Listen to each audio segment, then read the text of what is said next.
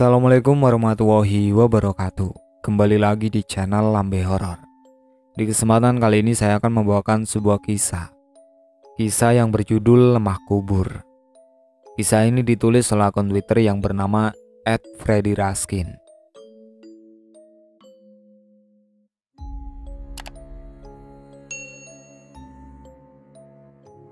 Tahun 1997, ekonomi keluarga Dewi berkembang pesat tahun itu.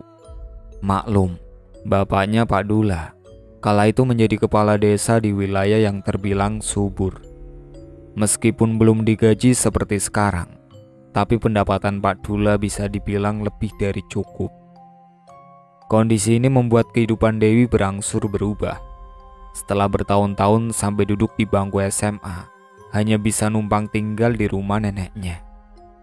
Keluarga Dewi tiba-tiba sudah siap membangun rumah besar dengan 2 lantai. Saat itu di desa belum ada warga yang punya rumah 2 lantai. Sampai suatu sore Dewi yang biasa mengaji di Langgar dijemput salah satu temannya yang bernama Iva. "Tumben Fah jemput, biasanya juga nunggu di pertigaan," kata Dewi yang baru saja keluar dari kamar mandi. Iya Wi, sekalian mau lihat rumah baru. Besar ya rumahnya," sahut Iva. Dewi hanya bisa tersenyum sambil masuk ke dalam kamar. Sambil menunggu Dewi, Iva melihat-lihat rumah yang masih setengah jadi itu. Mulai kamar-kamar yang ada di lantai 1.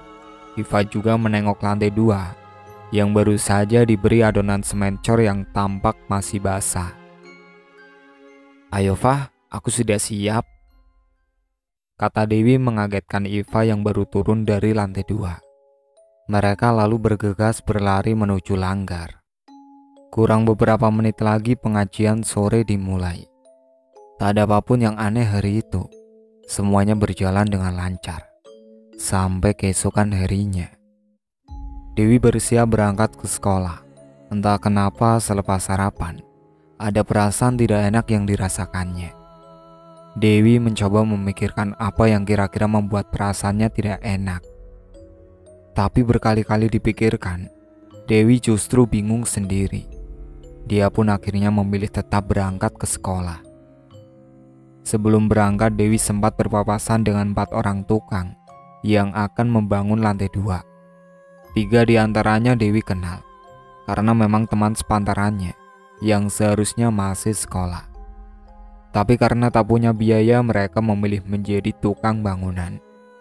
Sepulang sekolah, Dewi mampir di warung es campur yang berada tak jauh dari balai desa. Saat sedang menikmati sendokan es, dia melihat mobil pick-up milik bapaknya berjalan ngebut di depannya. Dewi bingung karena tak biasanya bapaknya mengemudi secepat itu. Dewi pun buru-buru menghabiskan es campurnya, lalu berlari ke rumahnya.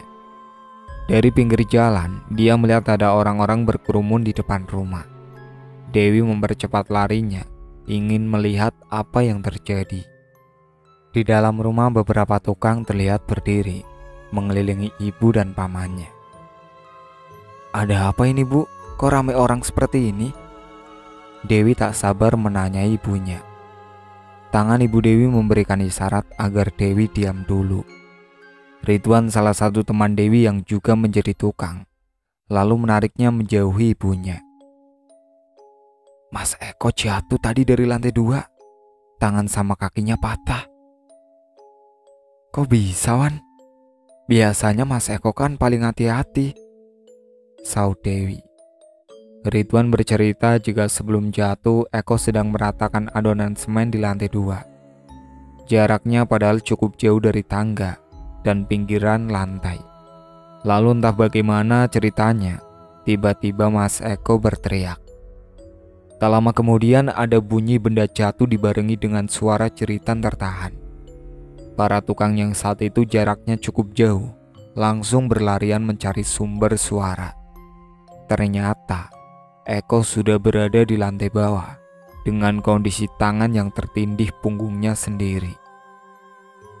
"Setelah jatuh Mas Eko pingsan. Untung bapakmu belum ke balai desa," Jadi langsung dibawa tadi. Kita juga heran kok bisa jatuh. Jelas Ridwan. Dewi mengangguk sambil membayangkan ngeri. Posisi lantai 2 ada sekitar 6 meter dari lantai 1. Dengan posisi tidak siap pasti membuat orang yang jatuh bisa patah tulang. Akhirnya siang itu pembangunan lantai 2 dihentikan sementara. Pak Dula meminta tukang libur dulu selama 2 hari. Eko harus dibawa ke rumah sakit di kota karena patah tulangnya cukup parah. Saat siuman, Eko sempat membisiki Pak Dula jika dia tak jatuh sendiri.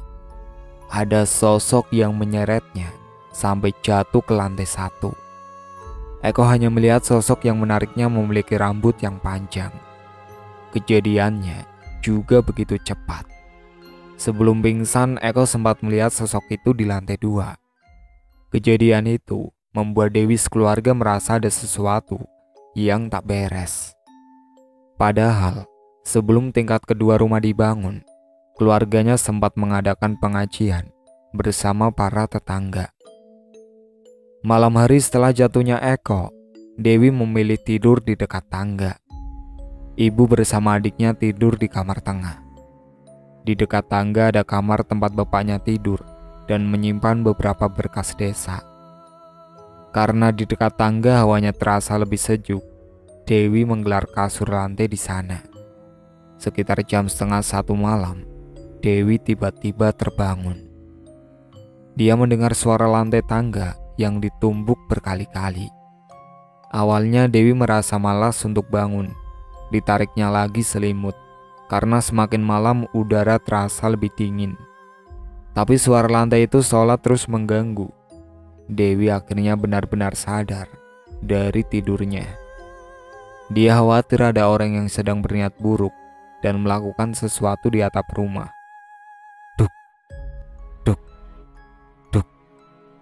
Suara itu terdengar semakin jelas. Dewi beranjak dari kasur lantai, lalu merangsut ke arah tangga. Lampu dari ruang tengah tak begitu terang menyinari tangga. Sambil mengucak mata, Dewi mencoba melirik ke bagian lantai 2 yang gelap. Duk, duk, duk. Suara itu terdengar lagi, seperti ada sesuatu yang akan turun dari atas. Dewi merasakan dadanya berdegup, takut melihat apa yang akan turun. Sedetik kemudian setengah tubuh pocong terlihat jelas turun dari lantai 2. Kakinya lusuh bercampur tanah. Dewi langsung berlari ke arah kamar Pak Dula.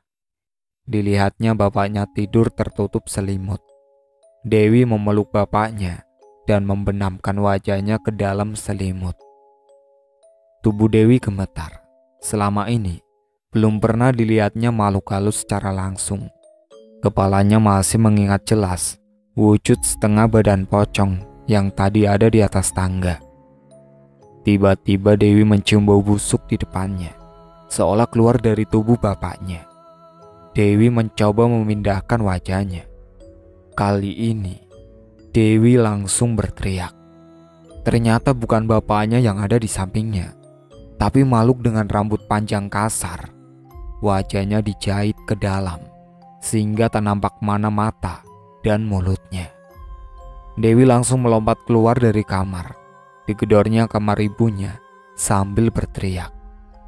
Tapi kamar tak juga dibuka. Dengan keringat dingin yang terus mengalir, Dewi berharap bisa pingsan.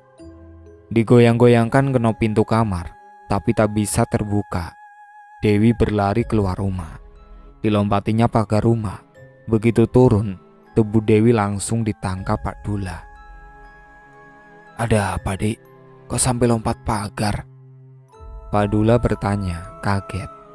Dewi melihat ada ibunya di samping bapaknya, sambil menggendong adiknya yang tertidur. "Bapak dari mana? Di rumah banyak setan, Pak," kata Dewi sambil mengatur nafas yang masih tidak teratur. Pak Dula kemudian membuka pagar rumah. Dia masuk ke dalam sambil melihat kamar dan tangga. Tidak ada apa-apa, semuanya kosong. Pak Dula dan istrinya ternyata baru saja pulang dari balai desa. Dia sengaja tidak membangunkan Dewi yang sedang tertidur nyenyak. "Besok Bapak tanya Pak Demu. Sekarang istirahat lagi ya." Padula menyuruh Dewi yang masih terlihat ketakutan masuk lagi di dalam rumah. Dewi melanjutkan tidur bersama ibu dan adiknya. Esoknya beberapa tukang yang akan melanjutkan pembangunan datang lagi ke rumah Dewi. Belum juga bekerja, para tukang sudah ribut karena alat mereka hilang. Padula sampai ikut-ikut mencari karena tak mau pekerjaan di rumahnya kembali tertunda. Padahal mulai Eko jatuh gak ada yang naik ke atas ini. Kok bisa hilang ya? Kata Padula ke salah satu tukang. Akhirnya terpaksa Padula pergi ke toko bangunan, membeli beberapa peralatan, mengganti alat-alat milik tukang yang hilang. Sore harinya, seperti biasa, Dewi pergi ke Langgar untuk mengaji bersama teman-temannya. Kali ini Dewi bangun terlambat karena kurang tidur malam harinya.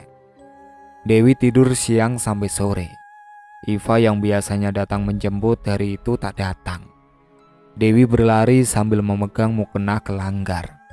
Dia memilih jalur melewati pemakaman umum agar bisa sampai lebih cepat. Padahal biasanya meskipun jalan beramai-ramai, Dewi enggan melewati jalur ini. Ketika melewati pemakaman, langit sudah mulai meredup, tapi masih cukup terang untuk menerangi jalanan. Ketika masuk area pemakaman, Dewi melihat ada seseorang wanita yang berdiri di dekat salah satu makam. Dewi ragu untuk lewat, tapi jarak ke Langgar terlalu jauh kalau harus berputar. Dewi mempercepat langkahnya. Dilewatinya wanita yang menunduk dengan posisi tangan seperti menimang bayi. Jantung Dewi berdegup, persis seperti semalam ketika bertemu dengan pocong di rumahnya. Dewi menatap lurus ke depan. Begitu melewati wanita itu, langkahnya terasa semakin berat. Dewi berusaha berlari melepaskan diri dari situasi itu, tapi semakin dicoba, tubuhnya seperti tersedot ke belakang. Dewi lalu merasa ada jari-jari yang menyentuh pundaknya. Spontan Dewi mengucapkan istighfar sambil menjerit. Dia bisa berlari menjauh. Sesaat sebelum keluar dari pemakaman, Dewi menoleh ke belakang. Dilihatnya wanita tadi melambai-lambaikan tangan sambil menduduki nisan. Dewi tak menggubris dan segera berlari ke Langgar. Malam itu pikiran Dewi semakin tak karuan. Dia merasa bingung dengan gangguan yang terus muncul. Selepas isya, Dewi pulang ke rumah setelah mengaji dari Langgar. Kali ini dia memilih pulang bersama-sama dengan teman-temannya agar tak lagi mendapat gangguan. Sesampainya di rumah, Dewi melihat ada Pak Didayat, kakak dari ayahnya, yang sudah duduk di dalam ruang tamu. Ibu Dewi duduk di samping bapaknya dengan wajah lesu. Dewi pun langsung bergabung bersama mereka. Ternyata Ibu Dewi baru mengalami kejadian aneh. Ceritanya, selepas maghrib Ibu Dewi berdandan di dalam kamarnya. Dia duduk di depan meja rias sambil menyisir rambut. Tiba-tiba dia merasa ada benda-benda kecil yang jatuh di kepalanya. Awalnya Ibu Dewi mengabaikan. Dipikirnya hanya butiran pasir atau laron yang tidak sengaja jatuh. Tapi benda-benda kecil itu terus berjatuhan. Ibu Dewi lalu mengambil satu yang tersangkut di rambutnya. Setelah diamati, ternyata benda kecil itu adalah belatung. Ibu Dewi langsung menengok ke atas, tapi tidak ada apa-apa, hanya langit-langit kosong. Dia kemudian keluar dari kamar, melewati dapur lalu ke kamar mandi. Saat melewati dapur, Ibu Dewi membuka selambu berwarna putih yang memisahkan ruang tengah dan dapur. Baru 3 langkah berjalan, Ibu Dewi langsung teringat jika tak pernah ada selambu yang terpasang di lorong pemisah antara ruang tengah dan dapur. Bulu kuduk Ibu Dewi berdiri, kepalanya lalu menoleh ke belakang. Di sanalah dia melihat makhluk itu menempel di tembok, seperti cicak. Rambutnya panjang mirip ijuk dengan baju putih yang lebar. Mata makhluk itu dijahit ke dalam, tapi mulutnya lebar menganga dan meringis ke arah Ibu Dewi. Setelah melihat itu, Ibu Dewi langsung lemas dan pingsan di dapur. Sampai akhirnya Pak Dedayat dan Bapak datang. "Aku mau tidur sini saja, Dul. Pasti ada yang mengganggu. Biar saya atasi," kata Pak Dedayat ke Pak Dula. Bapak dan Ibu Dewi mengangguk bersamaan. Akhirnya malam itu Pak Dayat tidur di rumah Dewi. Dia menggelar kasur di bawah tangga, tepat di tempat Dewi tidur beberapa hari lalu. Dewi memilih tidur bersama ibu dan adiknya di dalam kamar. Semalaman, Dewi berusaha mendengarkan apa yang dilakukan Pak D-nya di luar kamar. Dewi hanya mendengar suara langkah kaki ke atas tangga. Esok paginya Pak Dayat meminta Pak Dula memanggil beberapa orang tukang. Ada satu bagian di lantai 2 yang sudah ditandainya dengan tanda dari kapur melingkar. Dewi ikut melihat ke atas apa yang akan dilakukan Pak D-nya. Ternyata tukang-tukang itu diminta membongkar bagian yang ditandai. Mereka harus bersusah payah membongkar beton yang nyaris jadi sempurna. Setelah 2 jam diakali, akhirnya beton itu bisa dikerok. Pak Dedayat menunjukkan kepada Pak Dula dan Dewi. Samar-samar ada kelopak bunga yang terlihat mengeras di bagian beton itu. Ternyata dari penerawangan Pak Dedayat, ada orang yang sengaja usil menaruh tanah kuburan di adonan cor lantai. Akibatnya lantai 2 rumah Dewi seolah menjadi daya tarik bagi makhluk-makhluk halus. Tapi Pak Dedayat tidak bisa menerka-nerka siapa yang meletakkan tanah kuburan di sana. Dia hanya meminta agar segera diadakan selamatan lagi, agar tempat yang sempat disemburi tanah kuburan itu tak lagi wingit. Sedangkan sisa beton yang sempat diambil akhirnya dibuang Pak Dula ke laut. Itulah akhir cerita yang berjudul Lemah Kubur yang ditulis oleh @Freddy Raskin. Sekian dari saya. Wassalamualaikum warahmatullahi wabarakatuh.